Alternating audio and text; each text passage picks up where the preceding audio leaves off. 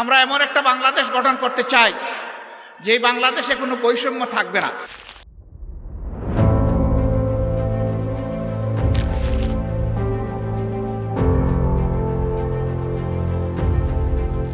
বাংলাদেশ জামায়াতে ইসলামীর আমির ডাক্তার শফিকুর রহমান দীর্ঘ ৫ দশকের রাজনৈতিক ক্যারিয়ারে মোট ২টি জাতীয় নির্বাচনে অংশ নিয়েছেন, তবে একবারও জয়ের দেখা পাননি। শফিকুর রহমান নির্বাচনে জয়ী হতে না পারলেও তার স্ত্রী আমেনা বেগম ২০০১ সালে সংরক্ষিত নারী আসনে সংসদ সদস্য হিসেবে দায়িত্ব পালন করেছেন।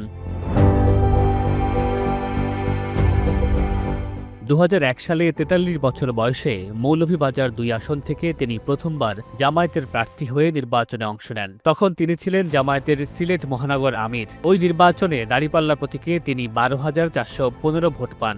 সেই নির্বাচনে মৌলভীবাজার ২ আসনে ৭৮,৬৬৭ ভোট পেয়ে জয়ী হন স্বতন্ত্র প্রার্থী এম শাহীন। ড শফিকুর রহমানের নিকটতম প্রতিদ্বন্দ্বী আওয়ামী লীগের প্রার্থী সুলতান মোহাম্মদ মনসুর আহমেদ ৭১,৮০৩ ভোট পান, অর্থাৎ ড শফিকুর রহমান নির্বাচনে তৃতীয় স্থান অধিকার করেন। ২০০১ সালের পর ২০০৮ ও ২০১৪ সালে অনুষ্ঠিত নির্বাচনে তিনি প্রার্থী হননি। তবে এই সময়ের মধ্যে দলের ভেতর তার অবস্থান দৃঢ় ও পাকাপোক্ত হয়। সিলেট মহানগর আমির থেকে তিনি জামায়াতের তৃতীয় সর্বোচ্চ পদ সেক্রেটারি জেনারেল পদে উন্নীত হন।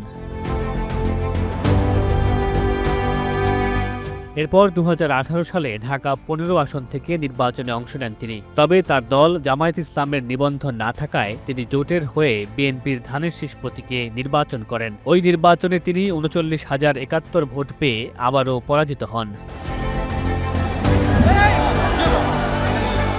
আসন্ন ২০২৬-এর নির্বাচনে তৃতীয়বারের মতো প্রার্থী হয়েছেন শফিকুর রহমান। জামায়াত ইসলামের প্রতিপক্ষ রাজনৈতিক দলগুলোর সমর্থকরা প্রায় সমালোচনা করে বলেন, ডাক্তার শফিকুর রহমান ২বার নির্বাচনে অংশ নিয়ে মোট ৫০,০০০ ভোট পেয়েছেন।